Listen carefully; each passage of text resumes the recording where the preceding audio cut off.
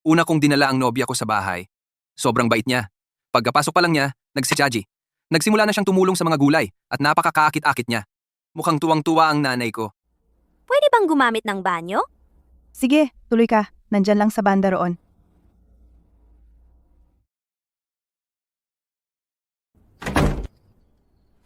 Anak, may kakaiba sa babaeng ito. Kumusta, Ginang Smith? Pasok, pasok. Malamig sa labas, diba? Maya, nandito ka na. Marami nang sinabi sa akin si Evan tungkol sa'yo. At talagang ikaw ay isang magandang babae. Tito, hayaan niyo akong tumulong. Nako, hindi na kailangan. Bisita ka. Hindi kita pwedeng pagtrabahuin sa unang punta mo rito. Walang problema. Ginagawa ko ito sa bahay palagi. Kakaiba ang pakiramdam ko kung hindi ako tutulong. Sige, tulungan mo ako sa mga gulay. Sa bahay na ito, ang pagluluto ay sa tito mo lang. Ang mga ngiti sa mga mukha ng mga magulang ko ay hindi nawala. Mukha silang napakasaya. Talagang gusto nila ang magiging manugang na babae.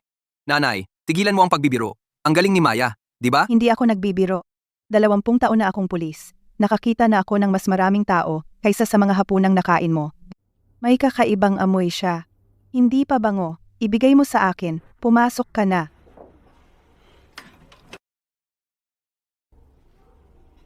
Ito ang uri ng amoy na makukuha mo lamang mula sa pamumuhay sa isang sarado at mahigpit na kapaligiran sa loob ng maraming taon. Isang amoy ng isang taong maingat at mapagmatyag. Nanay, hindi ka ba sobrang sensitibo?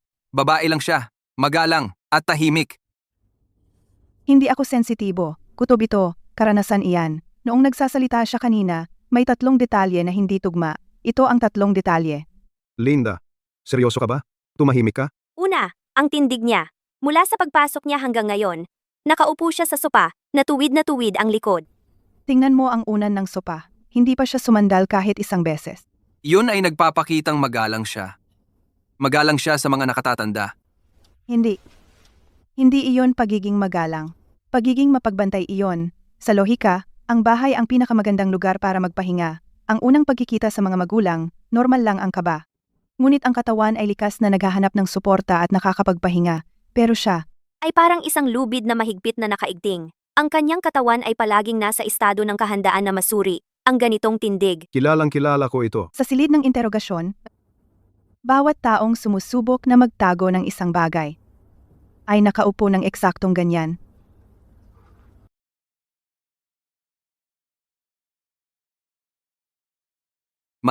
Malayo naman iyan. Baka magalang lang siya, elegante. Alam mo, Maaaring elegante ang isang tao, pero ang mga likas na reaksyon nila hindi nagsisinungaling. anong likas na reaksyon? Pangalawa, tandaan mo? Nasa kusina lang ang tatay mo kanina at aksidenteng nakabagsak ng mangkok. Oh, tumalon kaming dalawa. At naalala mo ba? Kung paano ang reaksyon ninyong dalawa ay magkaiba?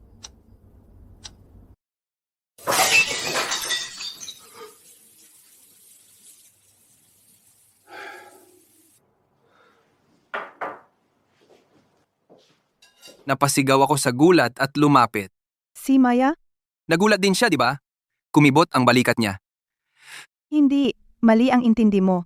Normal ang reaksyon mo, gulat at pag-aalala. Nakarelax at bukas ang katawan mo. Pero siya hindi. Nang mabasag ang mangkok, Ang unang reaksyon niya ay hindi sumigaw ng malakas, ay hindi tumingin sa kusina. Ang buo niyang katawan, parang tinusok ng karayom, ay agad na nanigas at nagsara. Bumaba ang mga balikat, matigas na leeg, at ang mga kamay ay bahagyang mahigpit na hinawakan ng dahon ng repolyo. Tito, ayos ka lang. Ang galaw na iyon ay napakabilis na halos hindi mo ito makita, pero sigurado akong nangyari iyon. Iyon ay isang lubhang matinding reaksyon sa tensyon. Parang isang ibong nakahawla ng maraming taon. Ang reaksyon ng isang nagulat na ibon, alam mo, ang mahalaga ay mabilis magbago ang ekspresyon niya. Pitik! Parang binuksan ng ilaw. sa lahat ng mga taon ko bilang detective, kapag nagulat ang isang normal na tao, ang ekspresyon nila ay dumadaan sa isang proseso mula sa gulat hanggang sa kalmado. Mabilis niyang kinontrol iyon. Ipinapakita na ang pagkontrol sa ekspresyon niya ay likas sa kanya. Anong uri ng tao ang kailangang magkaroon ng kontrol sa emosyon bilang likas? Anak, Sa isang kapaligiran kung saan ang isang maling salita o isang maling ekspresyon ay maaaring magdulot ng gulo o kahit isang malubhang pambubugbog, iyan ang paraan kung paano ka nagkakaroon ng ganyang kasanayan.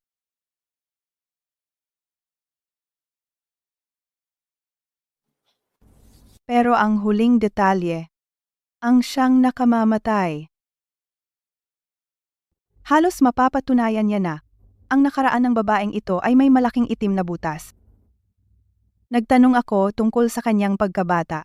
Maya, napakagaling mo. Mula pagkabata, straight A ka na ba? Sa paaralan, siguradong marami kang matalik na kaibigan. Mrs. Smith, masyado ninyo akong pinupuri. Sineseryoso ko lang ang mga bagay-bagay. Sa paaralan, nakakasundo ko naman ang lahat. Anong problema doon? Doon mismo nanggagaling ang problema. Nakakasundo ko ang lahat. Ito ay isang napakalabong at napakapangkaraniwang sagot. Ang isang normal na tao ay maaalala ang mga tiyak na tao at pangyayari. Ngunit ang sagot niya ay malabo lang na, lahat. Tanungin kita, kapag tinanong ka tungkol sa mga kaibigan noong bata ka, ano ang sasabihin mo? Ako. Sasabihin ko ang tungkol sa pagpapasabog ng isda kasama sina Andy at ang mga tropa. Ang astig noon. Talagang kakaiba yan. Kaya nagtanong ako ng kasunod. Ganon ba? Kung gayon, dapat maraming nakakatuwang kwento, di ba? Tulad ng kasama ng mga matalik mong kaibigan. Saan kayo nagkikita-kita? Mga babae, alam mo naman, namimili lang at nanonood ng sine. Isa na namang sagot na parang galing sa libro. Wala siyang binanggit na kahit isang tiyak na lugar o kahit isang pamagat ng pelikula ng lugar. Ang buong pagkabata niya ay isang blangkong pahina. Nakahina-hinalang malinis. Kapag ang isang tao ay sadyang iniiwasan lahat ng tiyak na detalye at gumagamit lang ng malabong mga salita para ilarawan ang kanyang nakaraan, may dalawang posibilidad lang. Una, ang mga karanasang sinabi niya ay pawang gawa-gawa lang, kaya natatakot siyang magbigay ng detalye, natatakot na magkamali. Pangalawa, ang nakaraan niya ay puno ng sakit. Kaya gumagamit siya ng ligtas at pangkaraniwang usapan para lubusang itago ito. Ito, paano nangyari ito? Nakapiling ko siya ng mahigit 1 taon. Sa alinmang paraan, lahat ito ay tumuturo sa iisang konklusyon. Ang pagkakakilanlan niya ay peke. Ang isang taong kailangang gumamit ng pekeng pagkakakilanlan, sa tingin mo ba'y magiging simple lang siya? Depensibong postura, mga reaksyong nagugulat, isang pagkabata na walang kaibigan. Kapag nagsama-sama ang mga ito, iyan ay isang malaking misteryo. Ako, sa tingin ko'y may hindi pagkakaunawaan. Mabait talaga si Maya. Tatanungin ko siya mamaya. Ang bobo mo. Mamumukhaan niya iyon. Wala kang makukuha sa kanya. Kailangan mong subukan siya.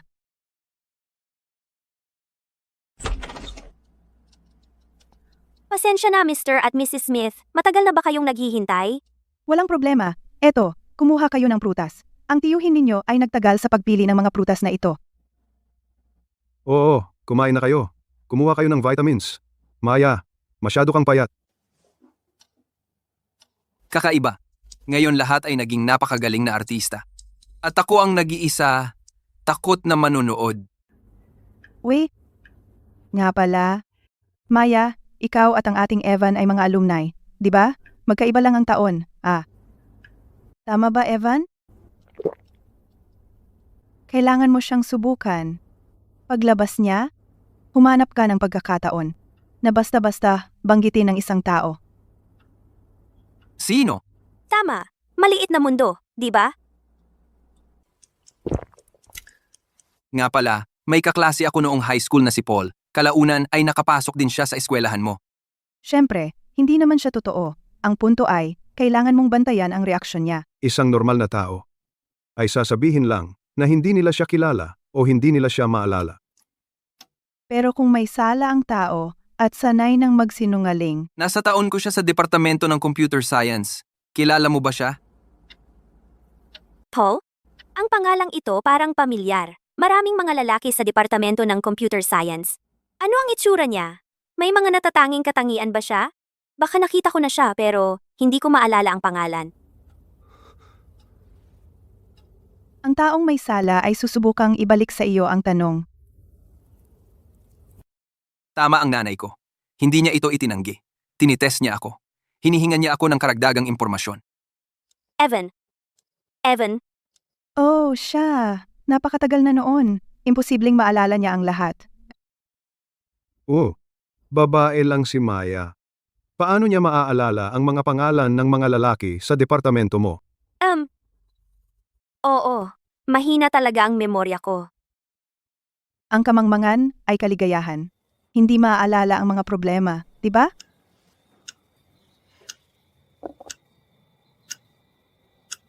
Anak, nakita mo, hindi ako nagsinungaling sa'yo. Pinalaki mong mabuti si Evan. Hindi nakakapagtaka. Pinalaki ng mga pulis at mga tanod ng bilangguan. Iba ang bata. Anak, sinabi mo ba kay Maya ang mga trabaho namin bago tayo nag-retire? Oo. Nasabi ko lang na maikli. Teka, kung naging bilanggo noon si Maya, noon nilapitan niya ako para maghiganti sa mga magulang ko. Evan, gabi na. Kailangan ko nang umuwi. Ay, oo. Hanggang alas 9 tayo nag-usap. Evan, bakit hindi mo ihatid si Maya? Huwag mong hayaang ang isang babae maglakad ng mag-isa sa gabi. Sige, tara na. Ginoo at Ginang Smith, aalis na ako. Salamat sa inyong mabuting pagtanggap ngayon. Walang anuman. Mag-ingat sa daan, mag-ingat sa pagmamaneho.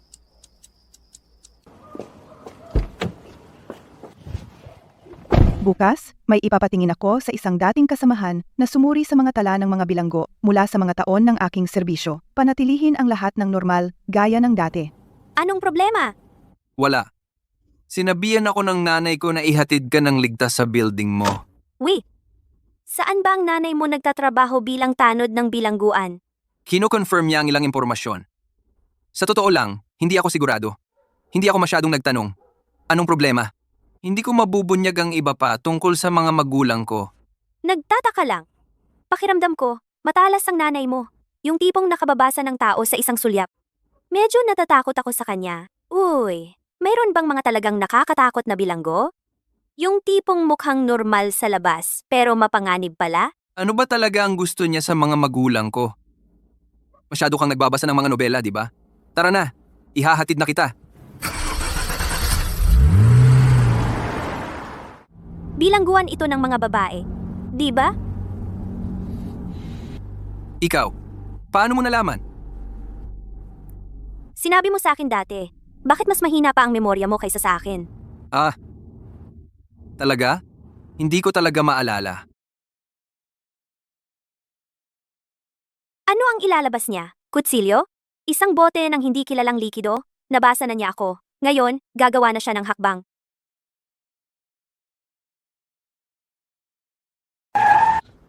Anong ginagawa mo?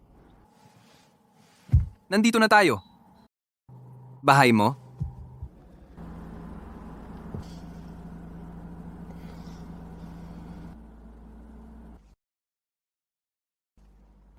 Eto, para sa'yo. Ano to?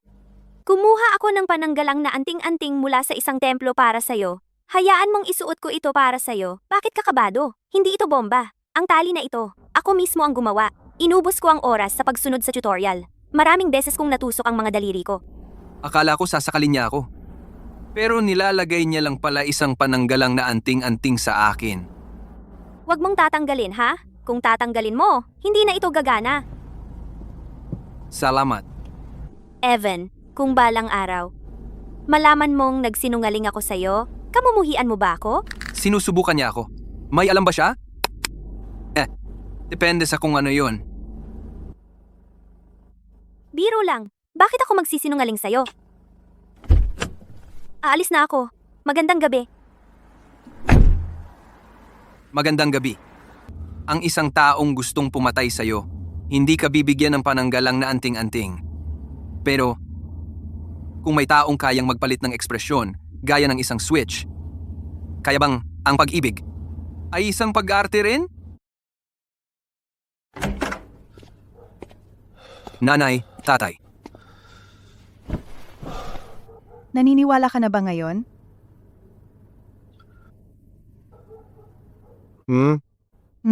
Ang reaksyon niya kanina ay mas sanay kaysa sa inaakala ko. Kaya ang isip niya ay nagsanay ng hindi mabilang na beses kung paano harapin ang ganitong biglaang pagtatanong. Hindi na ito simpleng pagsisinungaling. Ito ay instinto na hanggang sa buto. Linda, baka tayo'y nag-iisip ng sobra dahil gusto lang niyang magpakitang tao sa harap natin? Arthur, hindi mo pa ba nakikita Ang pag-iisip ng normal na tao ay nakabase sa kung ito ay totoo o hindi, ngunit ang pag-iisip niya ay tungkol sa kung paano sasagot batay sa pagsusuri ng panganib. Noong sumagot siya sa tanong tungkol kay Paul, hindi niya iniisip kung kilala niya ito, kundi mabilis na nagpapasya kung paano sasagutin upang manatiling ligtas. Anong impormasyon ang nasa kabila? Mas delikado bang aminin na hindi ko alam o magpanggap na alam ko? Ang ganitong uri ng pag-iisip ay pinakakaraniwan sa dalawang uri lang ng tao. Una, mga nangungunang espiya. Ang pangalawa, mga takas na nagpupumilit sa binggit ng kamatayan kung saan ang isang maling hakbang ay nangangahulugang mapapahamak sila. Ano bang itatago ko? Natatakot ka bang mayroon akong itinago na relasyon? Hindi ka ba nagtitiwala sa akin? Hindi iyon ang dahilan. Gusto kong patunayan ang sarili ko na talagang wala akong itinatagong relasyon. Sige, nagbibiro lang ako. Alam kong ang pagsusuri bago ang kasal ay hindi tungkol sa kawalan ng tiwala sa pagitan natin, kundi tungkol sa pagiging responsable para sa ating pagsasama. Ito ang huling pagkakataon para sa dalawang tao na magkumpara ng impormasyon bago magpasyang gugulin ang natitirang buhay nila ng magkasama. Ikaw, buti naman at hindi mo ako naintindihan ng mali. Sasabihin ko rin sana na ang aming kumpanya ay may pakete ng pagsusuri sa kalusugan na mas komprehensibo. Sige, ano ang kailangan mo sa akin? Perpekto. Tapos, ipapadala ko muna ang mga ito sa iyo. Kung may idadagdag pa, ipaalam mo sa akin ngayong hapon. Sige, ipapadala ko muna ito sa aming administrasyon. Kain tayo. Pagkatapos ng hapunan, manonood tayo ng sine. Kalahating araw na. Bakit hindi pa tumatawag si nanay? Nagmamadali ka ba? Palagi kang tumitingin sa cellphone mo. Hindi. Natatakot akong baka gabihin at maistorbo ang pahinga mo. Ay nako, naiwan ko ang bag ko sa sinehan. Hintayin mo ako. Mabilis lang ako.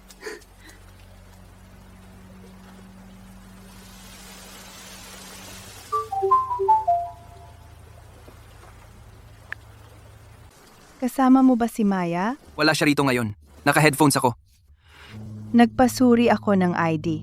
Ano ang nalaman mo? Ang numero ng ID na ibinigay mo sa akin ay totoo. Ang may-ari ng numerong ito ay may pangalan ding Maya. Ang rehistradong tirahan at petsa ng kapanganakan ay tugma lahat. Sabi ko sa'yo, malamang na nagkamali tayo ng intindi kay Maya. Masyado tayong nag-isip. Hindi, tingnan mo ito. Ang larawan sa arkibo ay talagang hindi ang babaeng dinala mo. Magkamukha lang sila. At saka, ang totoong tala ni Maya ay nagpapakita na 5 taon na ang nakalipas. Opisyal siyang naitala bilang isang nawawalang tao. Kanino ka? Nakikipag-usap? Bumalik siya. Huwag mong tanggalin ang headset. Hayaan mo akong magsalita. Nagvi-video call ang nanay ko. Maya, sinabihan ko ang batang ito na huwag masyadong magtagal sa mga date sa gabi. Nag-iiwan ito ng masamang impresyon. Ayos lang po, Ging Smith. Katatapos lang naming manood ng sine. Ihahatid niya ako pa uwi. Halika rito minsan para sa hapunan. Ipagluluto kita ng paborito mong adobong baboy. Sige po, Gingy. Smith. Akala ko palihim kang tumatawag sa ibang babae. Siyempre hindi. Tara na. Ihahatid na kita. Kung hindi siya ang totoong Maya, sino ang nasa tabi ko? Bakit niya inaangkin ang pagkakakilanlan ng isang nawawala? Ang totoong Maya, buhay pa ba siya? O patay na? Kahit na ngayon pa lang hindi natin lubos na kayang kumpirmahin ang katotohanan, may ilang mga bagay na sigurado tayo. Una, ang Maya na ito, nakilala mo ay isang ganap na sinungaling. Ang pangalan niya, ang pagkatao niya, ang nakaraan niya, lahat ay peke. Pangalawa, ang pagkatao na pinili niya ay pag-aari ng isang nawawalang tao. Ibig sabihin, maaring may kinalaman siya sa kaso ng pagkawala ng totoong Maya o kaya'y gusto niyang gamitin ang pagkakakilanlang ito na hindi na muling lilitaw upang itago ang kaniyang tunay na nakaraan. Kahit na ano paman ang panganib na dulot niya ay higit na malaki kaysa sa inakala natin. Kaya ano ngayon? Tatawag ba tayo sa pulis? Batay lang sa ating mga hinala at impormasyon mula sa hindi opisyal na mapagkukunan na nalaman natin, wala tayong ebidensya o dahilan para tumawag sa pulis. Hindi sila magbubukas ng kaso. Mas importante, kung tatawag tayo sa pulis, malalantad agad tayo. Wala kang ideya kung ano ang pinagmulan ng babaeng ito. Hindi mo alam kung may kasabwat siya sa likuran. Hindi mo alam kung gaano siya kawalang awa. Kung itutulak ng masyado, Ano kayang gagawin niya? Anak, sa ngayon, ikaw ay ang pinakamalaking pain at nasa pinakamalaking panganib. Kung maramdaman niya na alam natin ang sikreto niya, ang unang patatahimikin ay ikaw. Patatahimikin? Kung ganon, ano ang dapat kong gawin? Kailangan nating iparamdam sa kanya na ang ating buong pamilya ay lubos na nasisiyahan sa kanya, na matagumpay niyang niloko tayo, saka lamang siya magiging kampante, at saka lamang tayo magkakaroon ng pagkakataon na makahanap ng butas sa plano niya, para makuha ang matibay na ebidensya na makapagpakulong sa kanya. Hindi ko kaya. Gusto mong magpanggap kaming mapagmahal na magkasintahan sa isang babaeng posibleng mamamatay tao o isang takas? Hindi ko kaya? Sa tuwing nakikita ko ang mukha niya, naaalala ko ang taong nawala ng 5 taon, ang totoong Maya. Kumalma ka, anak. Wala tayong ibang pagpipilian. Ako. Sa tingin ko hindi ko na kayang ipagpatuloy ito, Ma. Mahal na mahal ko siya. Ang mahal mo ay ang Maya na kaniyang ginagampanan, kaya kailangan mo ring magpanggap. Kailangan mong magpanggap. Hindi ito pagpapanggap. Ito ay para manatiling buhay. Kailangan kong may ipagawa sa iyo. Isang bagay na talagang mapanganib, pero kailangang gawin. Ano? Bukas, gawin mo ang lahat ng makakaya mo para makuha ang kodigo ng unit niya. Kailangan nating pumasok at tingnan.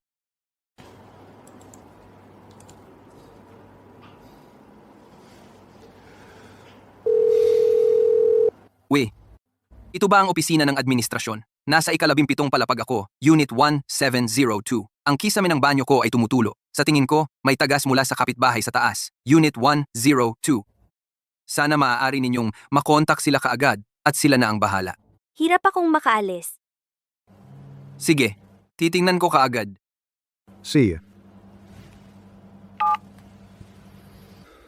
Ang tahanan ng isang tao, nagtatago ng mga pinakamalalim na sikreto. Kahit gaano pa niya ito itago, tiyak na. Mag-iiwan siya ng mga bakas sa sariling bahay niya. May tagas? Sigurado ka? Pagkatapos ng trabaho, titingnan ko. Pasensya na, ma'am, ang residente sa ibaba, gusto kaming magpadala ng tao agad.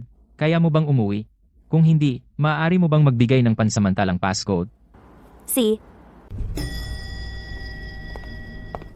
Kailangan natin, bago pa siya mamalayan, hanapin ang ebidensyang maglalantad ng kanyang tunay na pagkatao. Nay, masyadong delikado ito. Paano kung mahuli tayo? Kaya naman kailangan nating maghanap ng isang siguradong pagkakataon. Habang nasa trabaho siya o kapag lalabas siya, hindi ito tatagal ng higit sa kalahating oras. Sasama ako sa iyo. Si. 4. 9. 1. 4. Sige, salamat. Paalam.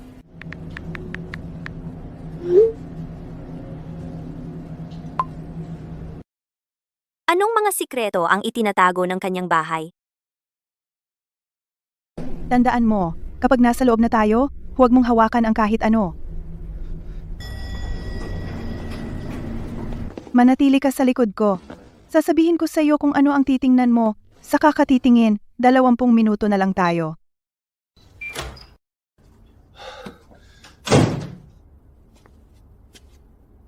Masyadong malinis. Masyadong malinis para maging isang tahanan. Mas parang isang modelong bahay na ipinagbibili. Simulan natin sa sala. Tingnan mo dito. BE. Ang mga tupi ng kurtina. Ano sa mga iyon? Tingnan mo ang mga tupi sa ibaba. Ang agwat sa pagitan ng bawat tupi ay perpektong pantay. Tuwid na parang sinukat gamit ang ruler. Isipin mo ang mga kurtina natin sa bahay. Dahil binubuksan at isinasara natin sila, hindi sila regular, kaya hindi pantay ang mga tupi. Ang isang karaniwang tao hindi gagawa nito. Ito ay isang halos paranoid na pangangailangan para sa kontrol. Gusto niya lahat ng bagay sa buhay niya kontrolado niya. Walang sorpresa at walang gulo. Ibigay mo sa akin ang cellphone mo. Buksan mo ang flashlight. Masyadong malinis.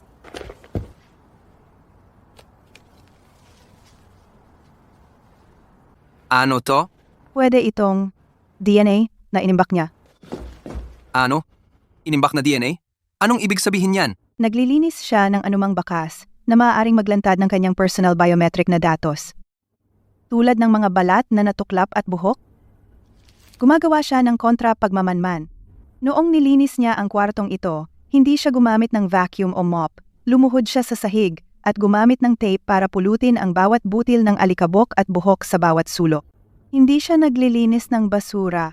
Naglilinis siya ng mga bakas. At ito ay malamang na ang DNA na inimbak niya, ang DNA ng totoong si Maya. Tapos kukunin natin ito at susuriin natin. Hindi, kailangan nating ibalik. Lahat ng bakas dito, naaalala niya lahat ng malinaw. Kung kukunin natin ito, malalantad tayo. Sa kwarto.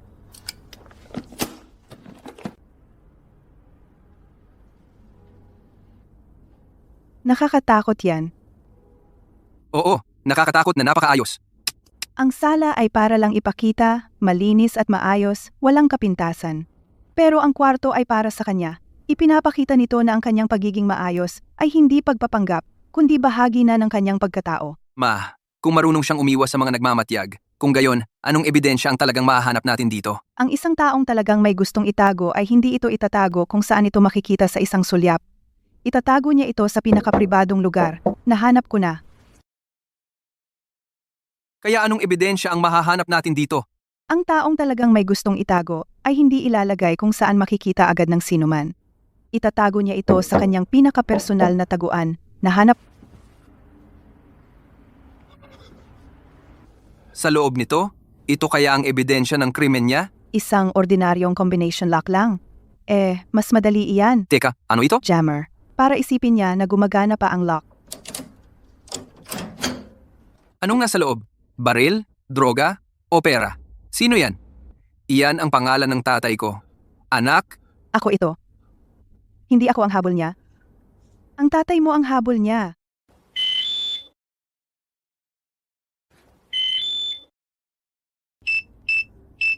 Bumalik na siya. Tss. Hindi pa oras ng uwian o umuwi. Bakit maaga siyang umuwi? Maaari kayang may napansin siya? Ang kabinet.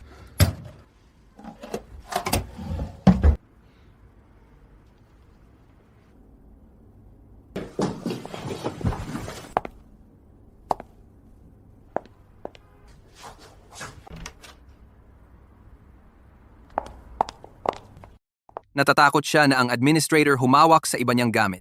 Hindi siya nagtitiwala kahit kanino, kahit langgam.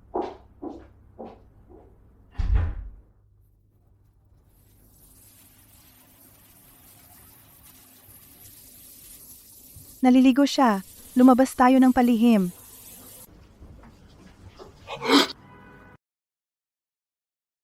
Alam ba niyang nandito tayo? Hinihintay ba niya tayong lumabas? Tama ang nanay ko. Ang babaeng ito ay sobrang mapagkontrol at mapaghinala. Sinusuri niya kung may sino mang gumulo sa mga gamit niya.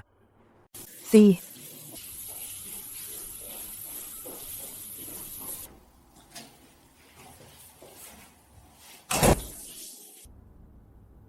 Lakad na.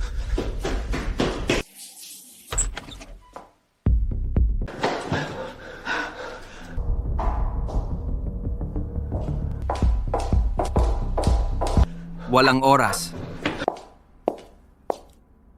Kainis! Walang tao sa hintayan ng elevator, pero maliwanag. Uy, ang tagal mo lagi. Tinawag na ang elevator, tapos tumae ka? Sige, sige. Tigilan mo na ako. Dito lang, kita mo.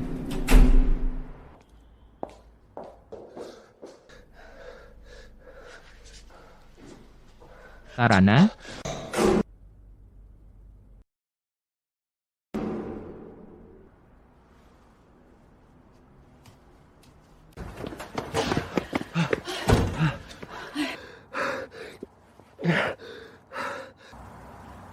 Anak, baka nakagalit tayo ng isang halimaw na hindi natin kayang kalabanin.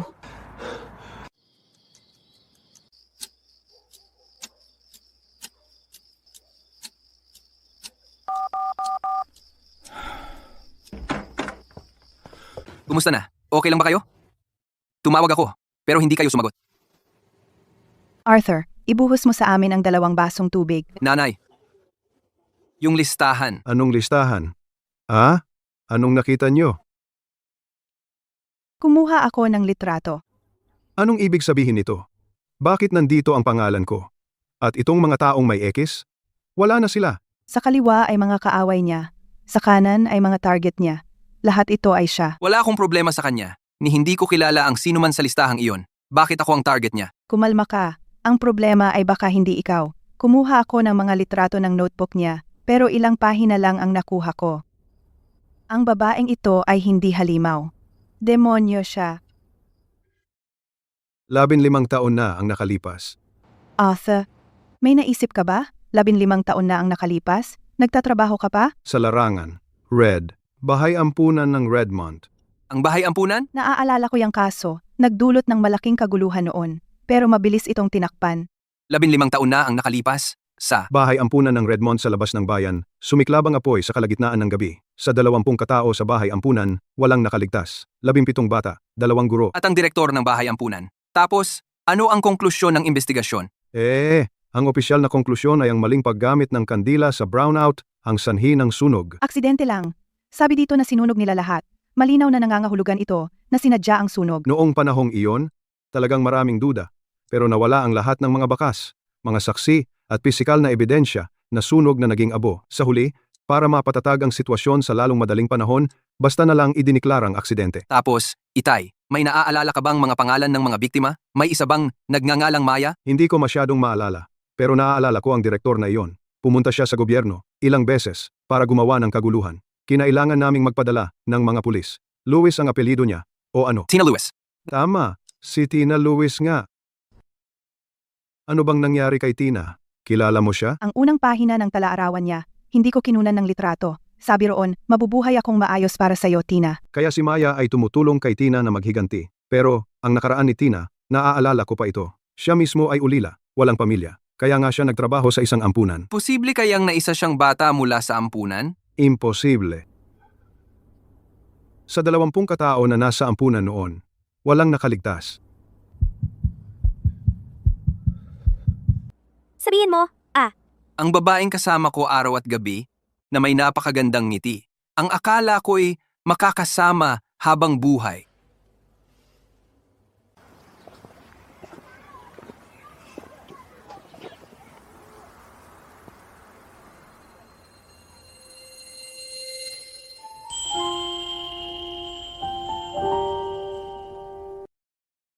Kung sino man siya, konektado siya sa sunog na ito at kay Tina Lewis. Siguradong sangkot siya. Narito siya para maghiganti para sa mga kaluluwa na nasawi sa sunog na iyon. Siguro, ulila rin siya. Ito ang uri ng pag-iingat na nagmumula sa pamumuhay sa sarado at mapang-aping kapaligiran sa loob ng maraming taon. Ang kanyang pagkagulat ay dahil ang sunog na iyon ay nag-iwan ng pangmatagalang trauma. Ang kanyang imbentong pagkabata ay dahil ang totoo niyang pagkabata ay puno lamang ng sakit at kamatayan, at ang listahang iyon ay ang kanyang listahan ng paghihiganti. Ang mga taong nakalista ay lahat konektado sa sunog na iyon at sa naging hatol ng aksidente. Lahat sila ay sangkot. Bakit? Bakit ako nasa listahan? Dahil ako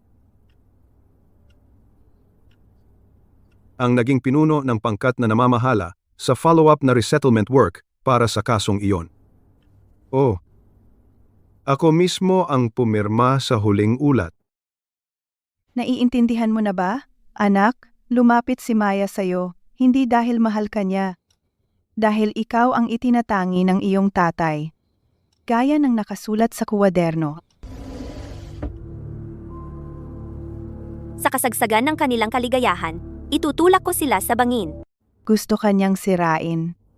Para makaganti sa iyong tatay. Okay. Peke lang lahat iyon. Kaya, sa piling ko, bawat yakap, bawat halik, Bawat almusal sa natitira mong buhay na ipinangako niyang ihahanda, bawat matamis na bulong, lahat iyon ay bahagi ng kanyang maingat na inayos na pag-arte.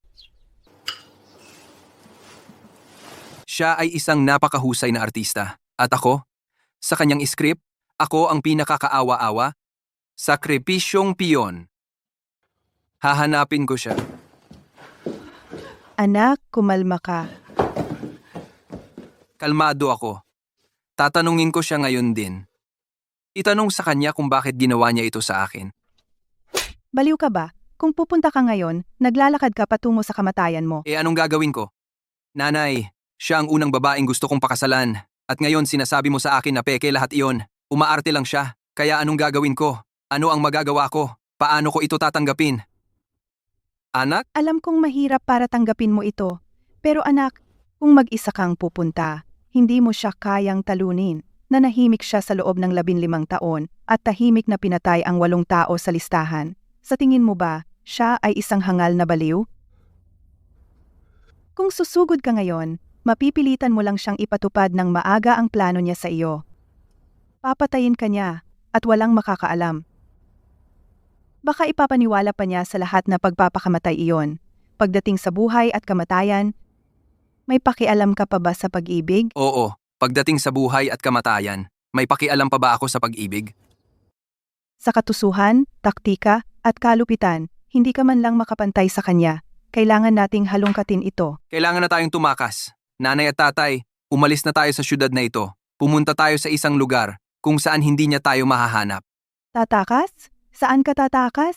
Nakalimutan mo ba ang sabi ng sulat? Kaya niyang malaman ang impormasyon ng lahat. Kahit na tumakas tayo sa dulo ng mundo, masusundan pa rin niya tayo parang anino. Ang pagtakas ay ang pinakamasamang desisyon at ang pinakamabilis na paraan para mamatay. Kasalanan ko lahat ito. Noon, kung nagpumilit lang ako ng kaunti pa, Huli na para sabihin iyan ngayon. Ngayon hindi na tayo makakatakas at hindi na rin tayo makapagtago. Kailangan nating umasa sa ating mga sarili para makakuha ng matibay na ebidensya. Kailangan nating higitan siya sa pagtitiis. At kailangan nating magbago mula sa pasibo patungo sa aktibo. Paano tayo magiging aktibo? Arthur, kailangan mong kumuha ng bagay na pag-aari niya noon para gawin ang DNA test. Mula ngayon, kailangan mong magpatuloy sa pag-arte. Kailangan mong gampanan hindi lang ang papel ng isang nobyong nagmamahal sa kanya. Kailangan mong umaktong mahal mo siya higit pa kaysa dati at magtiwala sa kanya ng higit.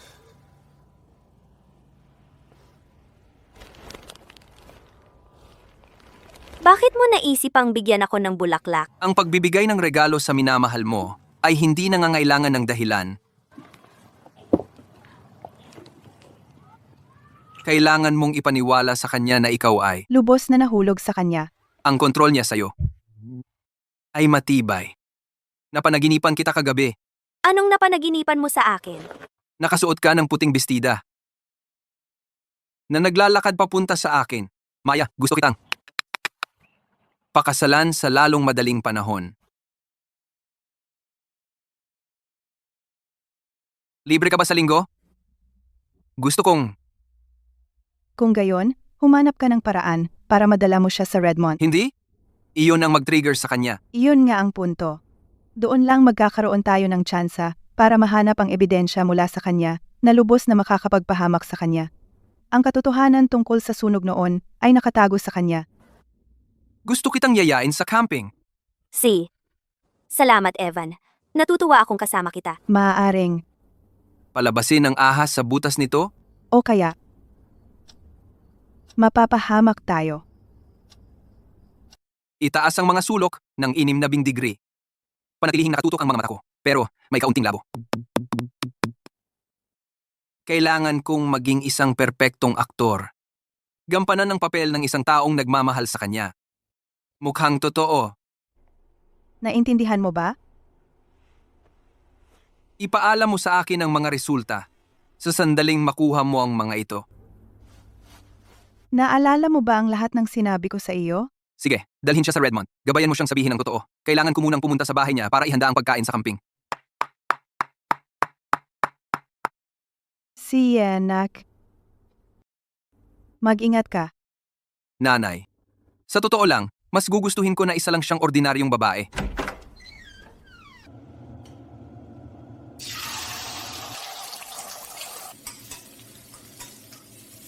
Umupo ka sa sala at maghintay. Itong espesyal na sinangag na lang ang natitira. Ang kanyang pagiging mapangontrol ay pumapasok sa bawat detalye ng buhay.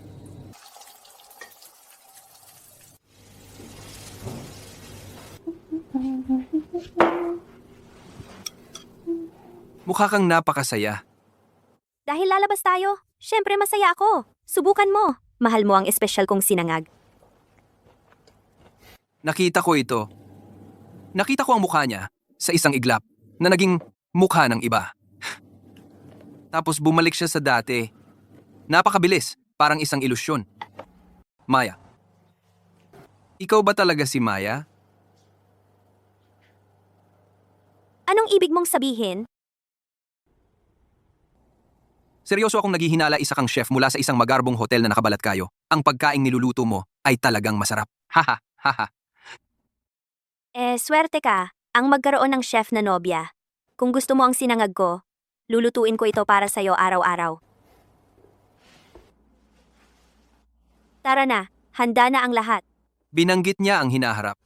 Ang taong walang balak na magkaroon noon ay hindi magbabanggit ng hinaharap o baka sa kanyang script, ang hinaharap ay nangangahulugang bago ako mamatay. Mga sangkap, mga mesa at silya, gatong, kalan at mga kagamitan. Handa na ang lahat.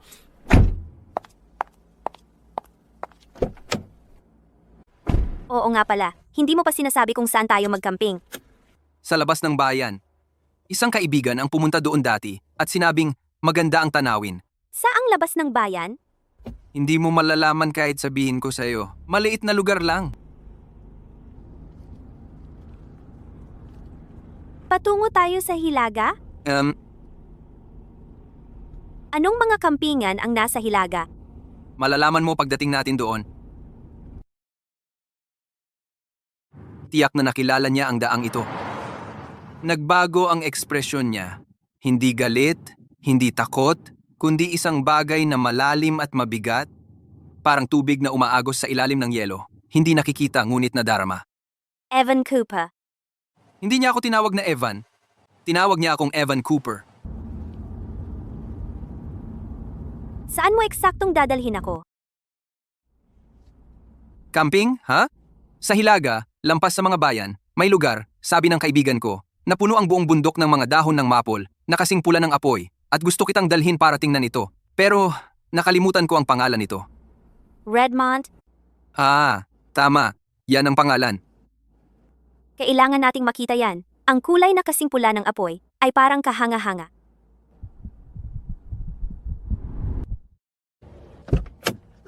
Nandito na tayo. Kita mo? Puro mapupulang dahon ng maple. Oh, maganda para sa litrato. Redmond Tampunan ay nasa kabila ng bundok, kaya kailangan kong maghanap ng dahilan para madala siya doon. Evan, Anong meron? kung hindi ka pa gutom, samahan mo muna akong maglakad-lakad. Siya. Mukhang matingkad ang mga pulang dahon dito, pero parang patay sa kaibuturan. Paano nangyari iyon? Lahat naman sila lumalaki ng maayos.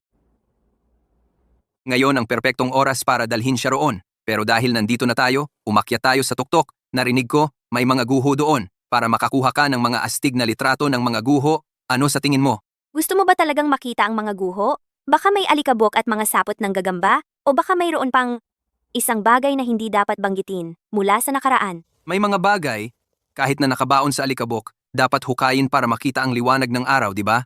Tama ka. Dapat nga, makita ang liwanag ng araw.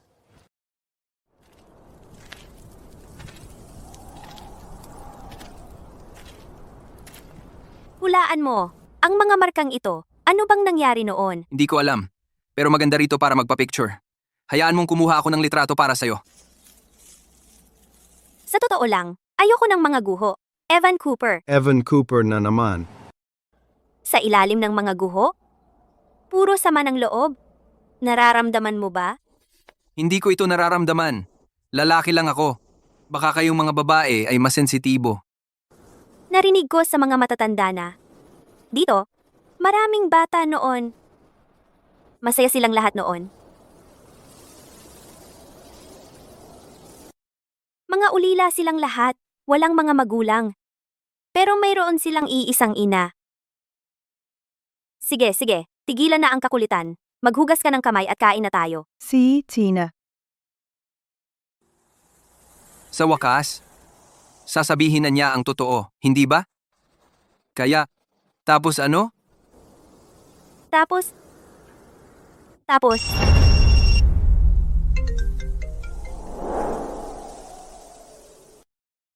Si mama ko yan. Sagutin ko lang to. Uy, ma, Nagsi-camping kami ni Maya. Anong balita? lumabas na ang resulta ng DNA. Ang tunay niyang pangalan.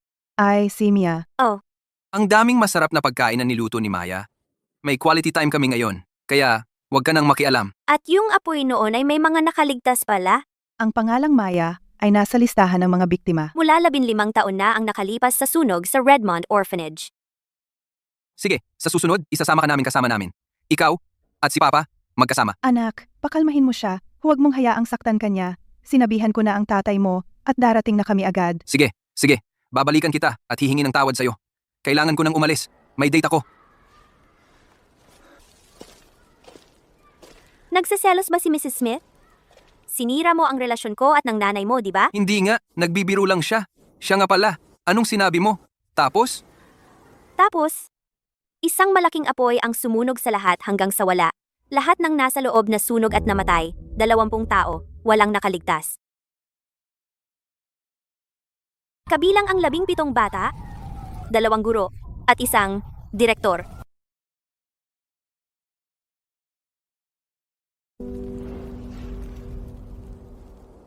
Ang direktor, habang sinisikap na iligtas ang mga bata, ay dinaganan hanggang mamatay sa ilalim ng isang biga. Kahit na nabasa ko na ang kasaysayang ito sa kuwaderno, ang marinig ito mula sa taong naroroon, ibang-iba talaga, ibang klase ang epekto.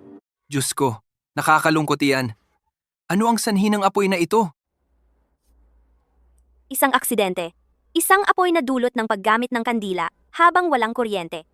Oh, kaya talagang mahalaga ang pag-iingat sa apoy. Pero paano kung hindi ito aksidente? Paano kung may isang tao para magtayo ng hotel para makuha ang pahintulot sa lupang iyon? Sinadyang sindihan ang apoy. At sinuhulan ang taong namamahala? Iniisip mo ng sobra ito. Ano? Anong ebidensya? Mapapatunayan mo ba? God. Oo, kaya ko. May ebidensyang nasunog hanggang abo. May ebidensyang nilagdaan sa isang maruming panghuling ulat. Evan, ang tatay mo dati ang namamahala sa lugar na ito, di ba? Siguradong nasaksihan niya ang maraming aksidente. Ako. Hindi ako masyadong sigurado sa trabaho ng tatay ko dati. Nakita mo ang listahang iyon, di ba? Ikaw at ang nanay mo ay pumunta sa apartment ko, di ba? Ikaw.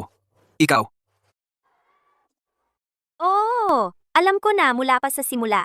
Akala mo ba ang isang taong nagtatago ng 15 taon ay walang nakatagong kamera sa bahay?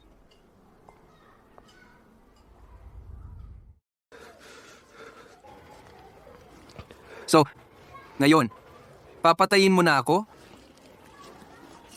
Mia.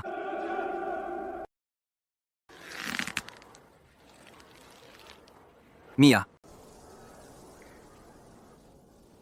Nalaman mo pa ang pangalan ko. Parang anak ng isang opisyal. ako. Gusto kitang tulungan.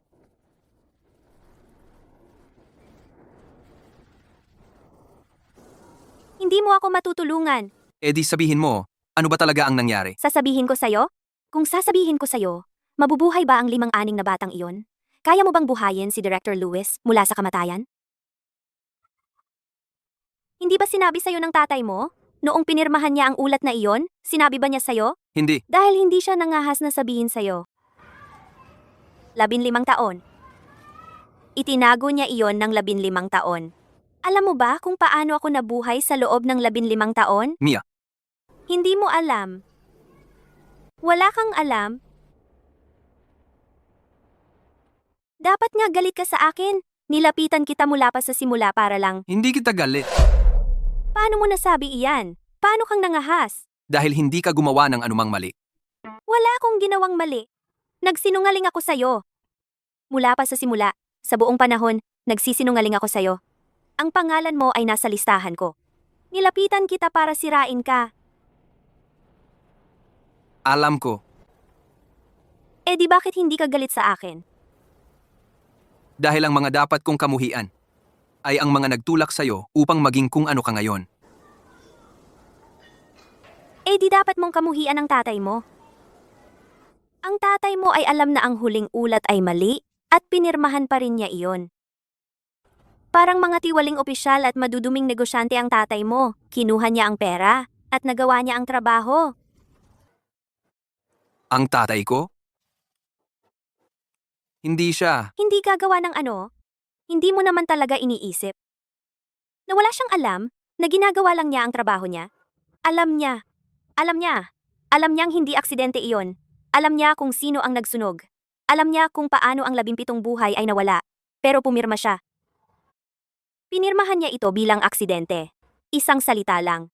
Para mabigyan ka at ang iyong nanay, pati ang iyong pamilya, 15 taon ng kapayapaan at kaligayahan. Hindi. Imposible. Wala kang ebidensya. Wala akong ebidensya. Hindi kayang dalhin ng ebidensya ko ang lahat ng tao noon sa hustisya. Kaya kailangan kong gawin ito ng mag-isa. Evan? Para ka lang sa lahat ng pinaghigantihan ko. Walang pinagkaiba. Ang henerasyon ng mga magulang mo kinuha ang pera na nagdulot ng 18 buhay noon para mabigyan ka ng magandang buhay. Babawiin ko bawat piraso, isa-isa. Ipaparanas ko sa mga tiwaling opisyal at maduduming negosyante ang mawalan ng kanilang mga mahal sa buhay, isa-isa. Kaya ikaw? Hindi mo ko minahal. Diba? Alam mo na lahat ito. Bakit ka pa nagtatanong? Gusto kong marinig galing sa'yo. Ikaw ang tanging pagkakamaling nagawa ko. Pero hindi ko mapigilan. Sa nakalipas na 15 taon, lagi akong kabado. Araw-araw, inihahanda ko ang sarili ko para lumaban. Pero kaninang umaga, noong inihahanda ko para sa'yo ang espesyal na sinangag, ito ang unang beses sa loob ng 15 taon na sa wakas nakaramdam ako ng kapanatagan. Mukha kang napakasaya. Dahil sa sandaling iyon, nagkaroon ako ng ilusyon na magkaroon ng tahanan. Alam mo ba, mapanganib na senyales iyan Ano? na talagang nahuhulog ang loob ko sa anak ng kalaban. Sa isang segundo, parang ako ay isang normal na babae. Nagluluto para sa kasintahan ko. Hihintayin siyang umuwi. Pero Pero hindi ka si Maya. At hindi ka normal na babae. tama. Ang pangalan ko ay Mia. Ako ang nag-iisang nakaligtas sa apoy na iyon. Paano si Maya? Pinatay mo ba siya? Hahaha, Evan. Ang pagpatay ay isang napakabastos na paraan. Hindi pa ako pumatay ng kahit sino. Ang pangalang Maya ay mula pa 5 taon na ang nakalipas. Maya, Maya. Pasensya na. Akala ko ibang tao ka. Akala ko anak ko ka. Ito ang anak ko. Nawawala siya. Kung makita mo siya, pakitawagan ang numero sa itaas. Okay? Ang babae sa larawan na si Maya, mga 70% kamukha ko, mula sa mayamang pamilya, malinis na background, at pareho ang apelyido. Iyon ay isang biyaya. Tulungan mo ako.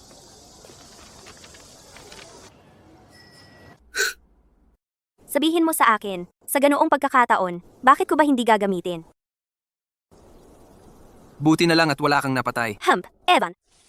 Ang Maya na mahal mo ay isang pagpapanggap lang, isang guni-guni mo lang, isang perpektong kasintahan. At ako, ang siyang 15 taon na ang nakalipas, nakaligtas sa apoy na iyon, isang gumagala-galang multo.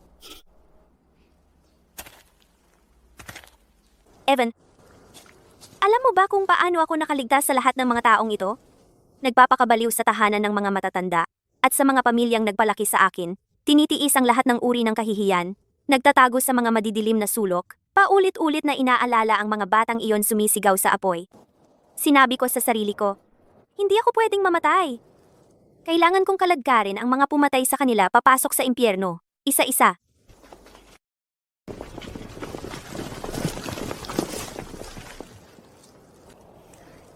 Evan, ang sambong ay sumusubaybay sa kuliglig, hindi namamalayan ang ibon sa likod. Ngunit sa likod ng ibon, may isang batang lalaki na nakatutok ang tirador dito. Binibining Maya, ibigay mo na yang bagay. Ibigay mo na lang. Sino ka? Ang utak sa likod ng sunog na iyon. Binibining Maya, ang amo namin ay naghihintay sa iyo sa loob ng 15 taon. Hindi ka ba nagtatago ng iyong pagkakakilanlan? Sa paglipas ng mga taon, inakay ko ang mga kaaway na iyon isa-isa papasok sa mga bitag na inilatag ko para sa kanila. Ang utak na ito ay matagal nang pinagmamasdan ako. Binibining Maya, matalino ka. Kaya alam mo, hindi ka makakatakas ngayon. Ginoong Evan, wala itong kinalaman sa iyo. Kailangan ko lang siyang isuko. Ang bagay na iyon, B. Ang bagay na iyon? Ano ba talaga iyon? Ito ay ebidensya ng krimen.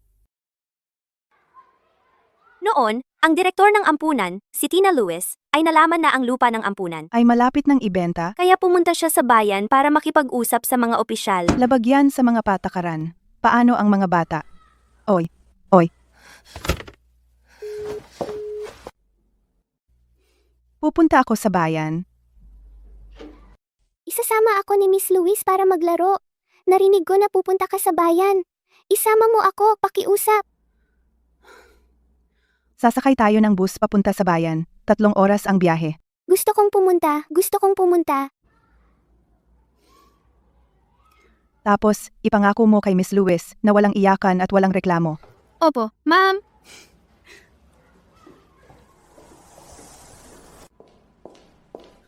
Ang direktor ng opisina ng alkalde. Saan ang opisina niya? 2 pinto, diretso lang. Salamat. Tungkol sa lupa ng Redmond Orphanage, nilagdaan ko na ang pahintulot, gaya ng dati. Bayaran ang natitira gamit ang mga antigo. Mayroon na tayong pahintulot. Pero ang mga tao sa ampunan ay hindi tumitinag. Naasikaso na yan. Mamayang gabi, 10:00. May inayos na akong tao para magsindi ng apoy. Kahit ayaw nilang umalis, mawawala rin yan.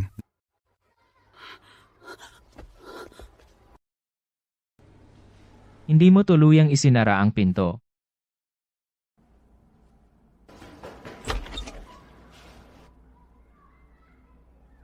Wala.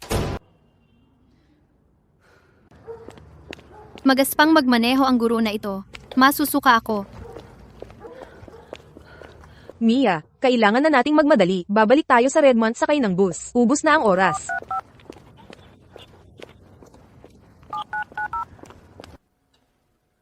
Bakit nawala ng kuryente ng ganitong oras? Miss Harris, ibalik ang mga bata sa kanilang mga kwarto. Magsindi kayo ng mga kandila, sige? Si.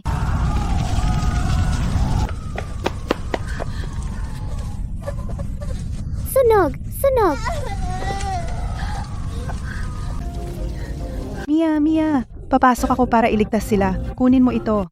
Kung di tayo makalabas, magpanggap ka na patay ka rin. Huwag kang magtiwala kahit kanino. Mawala ka, hanggang sa kaya mo nang buksan ang phone na ito. Miss Louise, hindi. Ang mga taong ito ay ipinadala ng taong nakita ko sa siwang ng pinto noon. Hinahanap nila ang ebidensyang naitala ni Miss Lewis. Mr. Evan, sasabihin ko ng isa pang beses. Wala itong kinalaman sa iyo. Ang galing ng tatay mo noon. Sana ikaw, bilang kanyang anak, ay magmana ng mga katangian ng tatay mo. Anong sabi mo? Ang tatay ko. Talaga siyang... Ngayon, naniniwala ka na ba sa akin? Tatay mo, buwisit. Hindi ako aalis. Ginoong Evan, lumapit siya sa iyo para makaganti sa tatay mo. Bakit ipagsapalaran mo ang buhay mo para protektahan ang babaeng gustong pumatay sa iyo? Huwag kang magpakatanga, Evan. Wala kang dahilan para protektahan ako. Alam kong ikaw may lihim kang dahilan para lumapit sa akin. Alam kong gusto mong maghiganti sa pamilya ko.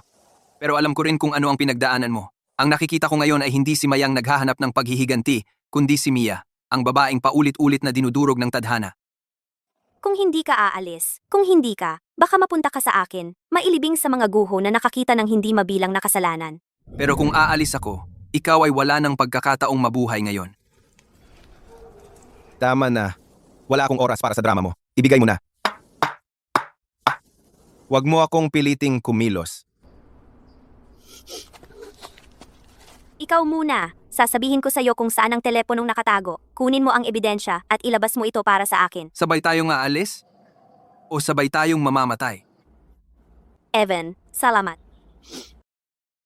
Sabihin mo sa amo mo na kausapin ako. O kaya yung bagay na iyon ay ilalabas sa publiko ng ibang tao. Miss Maya? Hindi mo kayang takutin ang amo namin. Wala akong mawawala. Ikaw ang pumili na patayin ako.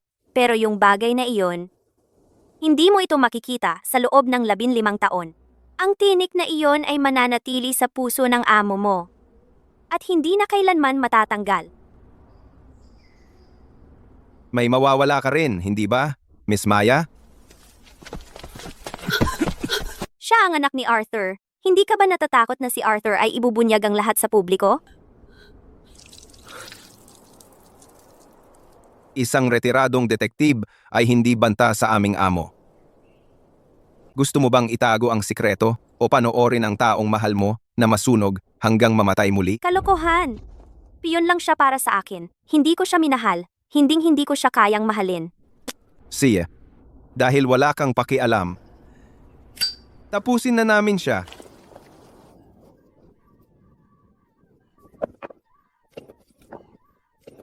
Tika. Ibibigay ko na. Ibibigay ko na.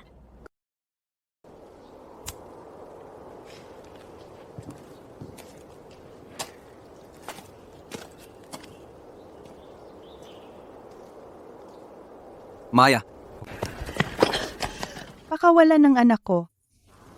nanay, Isa pa, Tinawagan ko na ang pulis. Papunta na sila rito. Huwag mong hawakan ang anak ko. Sunugin lahat. Hahaha. Sa wakas, nagpakita ka na. Buhusan mo ito ng gasolina. Sino ka? Sino ka ba talaga? Wala ka bang respeto sa batas? Sa paningin niya, siya ang batas. Ang lugar na sinunog niya 15 taon na ang nakalipas, susunugin niya muli. Tama, Victor. Ginoong Victor? Director Victor? Siya ang kasalukuyang chairman ng Apex Group at siya rin ang utak sa likod ng sunog sa Redmond Orphanage. Victor. Ikinalulugod. Miss Maya. Nabuhusan na lahat. Nakatali na lahat. Sunugin na. Huwag mag-aksaya ng oras. Hindi ka ba natatakot na hayaan kong lumabas ang ebidensyang hawak ko? Naniniwala ako na ang pinakamapanganak na lugar ay ang pinakaligtas. Ang ebidensyang hawak ni Miss Maya ay narito lang. Tama ba? Tama ang hula mo. Kung ganoon, sunugin mo. May isa pa akong ebidensya. Victor, Opisyal Arthur. Kumusta ka na? dito mismo, 15 taon na ang nakalipas. Nag-iwan ako ng mga kopya ng ebidensya. Ang mga orihinal, 15 taon na ang nakalipas. Gumawa ako ng mga backup. tatay. Noon?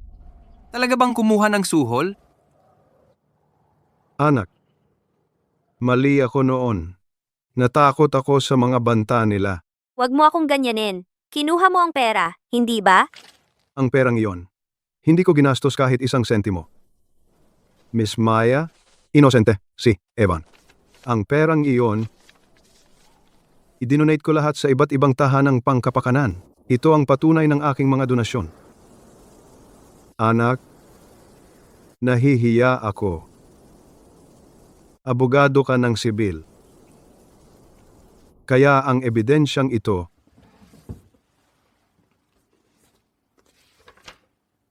itinatago ko ito sa iyong libro ng batas kriminal. Umaasa akong mahahanap mo ito, ngunit natakot akong baka mahanap mo. Sa loob ng 15 taon, wala akong maayos na tulog sa gabi. Lagi kong inaasahan na ilantad mo ako, ngunit natakot akong baka ilantad mo ako. Sa tingin mo, ang pagsunog sa lugar na ito ay magpapawala ng lahat? Sa tingin mo, ang ebidensya ni Miss Maya ay ang tanging kopya? Ang nasa akin ay mas detalyado kaysa sa inaakala mo.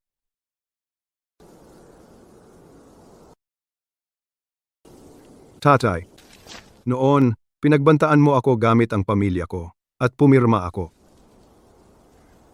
Pinirmahan ko ito bilang aksidente.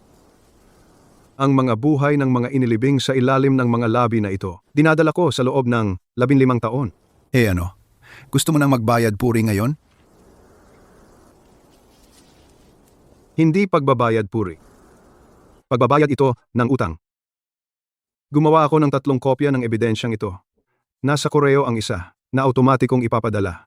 Kung sa loob ng 24 na oras, hindi ko ito kakanselahin. Ipapadala ito sa komite ng disiplina. Ang isang kopya ay nasa abogado. Pumirma ako ng kasunduan sa abogado. Kung may mangyari sa akin, ilalabas niya ito kaagad. Victor, may mga tao ka sa pulisya, may mga tao ka sa munisipyo, may mga tao ka kahit saan. Pero hindi mo naisip. Nasa mga panahong ito, may tao pa palang pupunta sa koreo para magpadala ng sulat. Nagpapanggap ka lang. Pwede kang pumusta diyan. Ikaw, Arthur, duwag ka na sa loob ng 15 taon. Bigla kang naging matapang ngayon? Sa tingin mo maniniwala ako diyan? Hindi ka naniniwala sa akin. Kung gayon, sindihan mo ang apoy. Hindi mo ba gustong sunugin ito? Sindihan mo. Pero kung susunugin mo ang lugar na ito, ang kopya sa koreo ay ipapadala pa rin. Hindi mo masusunog ang lahat. Victor, hindi mo kailanman masusunog ang lahat. Amo, malapit na ang mga pulis dito. Sa tingin mo, ang isang ulat mula 15 taon na ang nakalipas, kayang ibagsak ako? Kung ibabagsak ka man ito o hindi, ay hindi nakasalalay sa akin. Pero kapag naipadala na ang ulat na iyon, kailangan mong magpaliwanag. Ipaliwanag kung bakit ka naroon sa lupaing iyon, at kung bakit mismong gabi nang pinirmahan ang permiso. Nasunog ang Redmont Orphanage. Isang aksidente. Brownout, maling paggamit ng kandila. Sa tingin mo, ang mga taong makakatanggap ng ulat ay maniniwala diyan? Paano ang anak mo? Hindi ka ba natatakot? 15 taon na akong natatakot. Ngayon gusto kong malaman niya na hindi duwag ang kanyang ama. Umatras.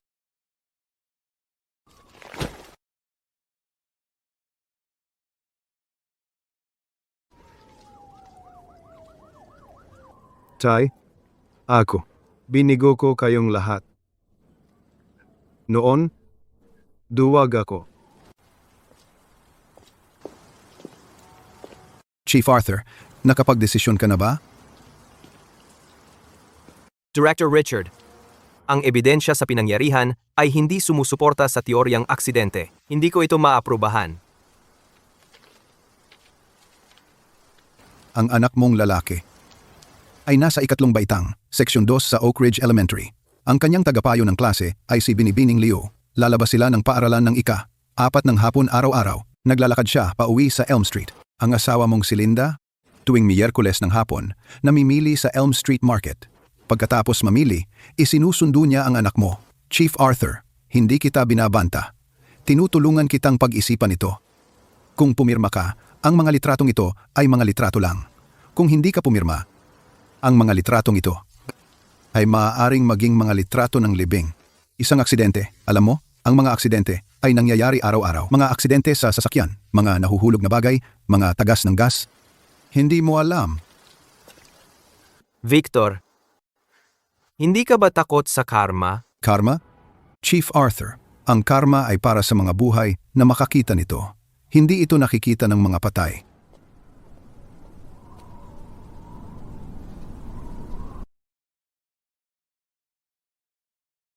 Hindi ko siya patatawarin. Hinding-hindi. Bakit mo sinabi na susuko ka? Dahil ang ginawa ko ay hindi rin tama. Ang mga tao sa listahan, hindi ko mismo sila pinatay. Pero inilagay ko sila sa bitag, hinayaan kong ilantad nila ang sarili nila, hinayaan kong sirain nila ang isa't isa. May ilan sa kanilang namatay, may ilang nabaliw, may ilang nawalan ng pamilya. Ginawa mo iyon para makapaghiganti. Ang paghihiganti ay hindi sapat na dahilan para lumabag sa batas. Ninakaw ko ang pagkakakilanlan ng isang tao, hinadlangan ko ang hustisya. Ako ang nagplano ng mga bitag na iyon. Lahat ng ito, nagawa ko na, inaamin ko. Pero hindi mo piniling saktan ng pisikal ang sinuman. Gusto kong magdusa sila habang nabubuhay. Dahil ang 15 taon na ito para sa akin, ay hindi naiiba sa purgatorio. Evan, salamat. Pero abogado ka. Alam mo ang batas. Hindi mo ako dapat takpan ng ganito. Ako, lilipat ako sa larangan ng batas kriminal. Tutulungan kita. Ako ang bahala sa kaso mo. Ipagtatanggol kita.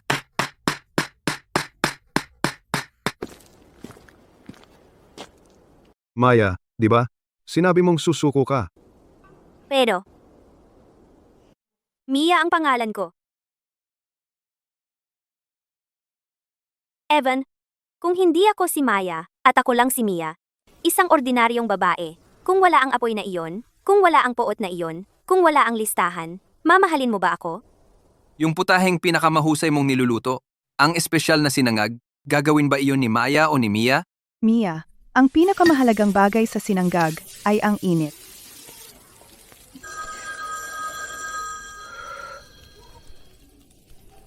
Wow! Masarap ba? Napakasarap!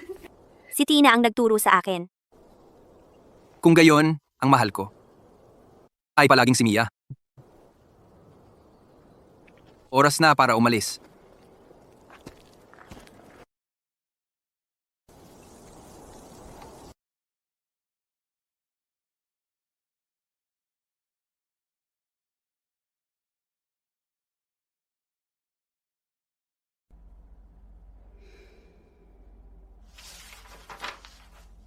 Pangalan. Maya. Dating pangalan. Mia! Sa loob ng 5 taon, Gumamit ako ng pagkakakilanlan ng iba. Ano ang layunin? upang mabuhay at gawin ang kailangan kong gawin. Tulad ng ano? Upang mabatid ang katotohanan tungkol sa sunog sa Redmond Orphanage, 15 taon na ang nakalipas. Bayaran ang mga karapat-dapat. Ang mga tao sa iyong listahan. Ethan Hale, Iris Blair, Julian Stone. 12 tao sa kabuuan. Paano mo sila ginawang makuha ang kanilang nararapat? Nalaman ko ang kahinaan ng bawat isa. Sa mga gahaman, inakit ko sila gamit ang pera. Sa mga mababangis ang pagnanasa, nagtakda ako ng mga bitag ng tukso. Sa mga duwag, gumawa ako ng gulat. Pinag-away ko sila. Alam na alam nila ang kanilang mga ginawa. Tinulak ko lang sila. Hindi mo ba itinuturing na krimen ito? Alam ko. Kaya nandito ako. Nagsisisi ka ba? Hindi ako nagsisisi sa pagbubunyag ng katotohanan. Ngunit nagsisisi ako sa paggawa nito sa ganitong paraan. Hindi ito gagawin ni Tina. Itinuro niya sa akin ang maging mabait. Ngunit hindi ako nakinig. James, kailan mo nalaman na ang sunog sa Redmond ay hindi aksidente? Kinabukasan pagkatapos mangyari iyon, pumunta ako sa pinangyarihan para mag-imbestiga. Hanggang noon, lahat akala ay aksidente ito. Ngunit nang makarating ako doon, may naamoy akong kakaiba. Anong amoy? Pampabilis ng apoy. Kahit na matagal na itong nasunog, sa ilang lugar, sumipsip ito sa mga puwang ng ladrilyo at hindi nawawala ang amoy. Kung gayon, bakit mo pinirmahan ang ulat ng insidente na nagkukumpirma na ang pinangyarihan ay isang aksidente? Dahil si Richard ay nagbanta sa pamilya ko. Sinabi niya na kung hindi ako pipirma, gagawin niyang maaksidente ang anak ko at ang asawa ko. May ebidensya ka ba? Wala. Harap-harapan niyang sinabi sa akin. Walang recording, walang ibang tao. Pero noong panahong iyon, binigyan niya ako ng mga litrato. Ng anak ko habang pauwi mula sa paaralan, at ng asawa ko habang namimili ng pagkain. Ang mga litratong iyon, itinago ko sa loob ng 15 taon. Sa lalagyan ng mga libro ng anak ko, nakatago sa loob ng librong iyon tungkol sa batas kriminal. Pwede mong kunin ang mga iyon. Bakit mo itinago ang mga litratong iyon? Para ipaalala sa sarili ko ang ginawa ko at kung bakit ko ito ginawa. Nagsisisi ka ba? Araw-araw, gabi-gabi, sa loob ng 15 taon, hindi pa ako nakatulog ng mahimbing. Pero hindi ako nangahas magsalita. Natatakot ako. Natakot ako na baka talagang kumilos siya.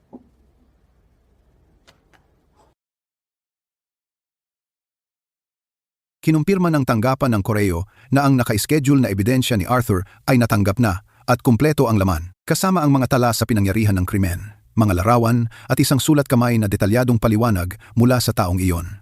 Dagdag pa ang voice recorder na kay Maya, yung nirecord ni Tina noon na naglalaman ng usapan ni na Victor at ang kanyang kasabwat. Malinaw na binabanggit ang mahalagang impormasyon tulad ng kikilos tayo ngayong gabi at sunugin ng malinis. Kumpleto na ang ebidensya. Makukulong ba natin si Victor? Nahuli si Richard sa airport kaninang hapon. kinumpiska ang pasaporte niya at bawal na siyang umalis ng bansa. 15 taon. Sa wakas, Linda, ang asawa mo, si Arthur, ay pinaghihinalaang may kapabayaan sa tungkulin at pagtatago ng kriminal. Alam mo ang mga kahihinatnan. alam ko, pero sa huli, ginawa niya ang tama. Humakbang siya at ibinigay ang ebidensya. Kung hindi dahil sa kanya, nasa eroplano pa rin si Richard ngayon. Nagkamali siya sa buong buhay niya, pero sa huli, sa pagkakataong ito, hindi siya umurong. Ang akusado, si Arthur Cooper, ay nagkasala ng pagpapabaya sa tungkulin at pagtatago ng kriminal. Dahil sa maraming pagkakasala, dahil sa kanyang makabuluhang mabuting serbisyo at voluntaryong pagsuko, siya ay sinentensyahan ng 8 taon sa bilangguan. 8 taon. Ang akusado, si Maya, ay nagkasala ng pagnanakaw ng pagkakakilanlan at paghadlang sa hustisya dahil sa kanyang voluntaryong pag-amin. At makabuluhang mabuting serbisyo bago ang pag-uusig, siya ay sinentensyahan ng 3 taon sa bilangguan. Lalabas silang lahat. 3 taon. Maghihintay ka ba? Ang akusado, si Victor Yu, ay nagkasala ng panununog, panunuhol, pang-aabuso sa kapangyarihan, at pagpatay. Dahil sa maraming pagkakasala, siya ay sinentensyahan ng habambuhay na pagkabilanggo. Siya ay binawian ng karapatang pampulitika habambuhay. Isang halimaw na tulad niya, na nakagawa ng napakaraming masasamang bagay, ay makakakuha ng habambuhay, imbes na parusang kamatayan. Matanda na siya. Ang habambuhay na pagkabilanggo, para sa kanya, ay mas malala pa kaysa parusang kamatayan. 15 taon, 16 na bata, 3 guro. Inangkin niya ang napakaraming buhay sa apoy na iyon, ngunit buhay pa rin siya. Buhay, buhay, sa bilangguan. Nakaharap sa 4 na pader araw-araw? Tuwing gabi kapag ipinipikit niya ang kanyang mga mata, ang nakikita niya lang ay ang apoy na iyon.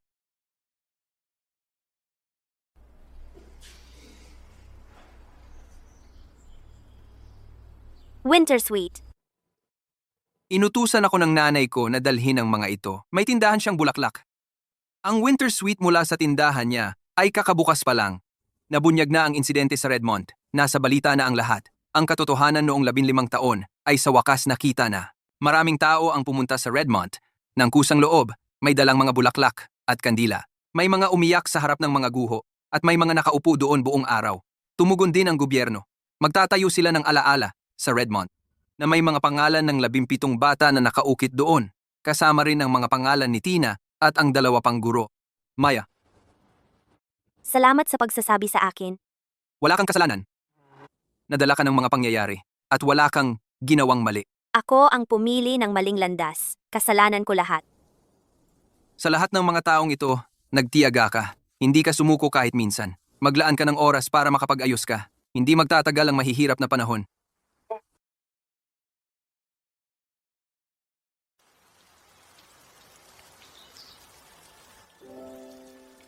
Evan? Salamat sa tadyang na iyon na ibinigay mo sa akin noon.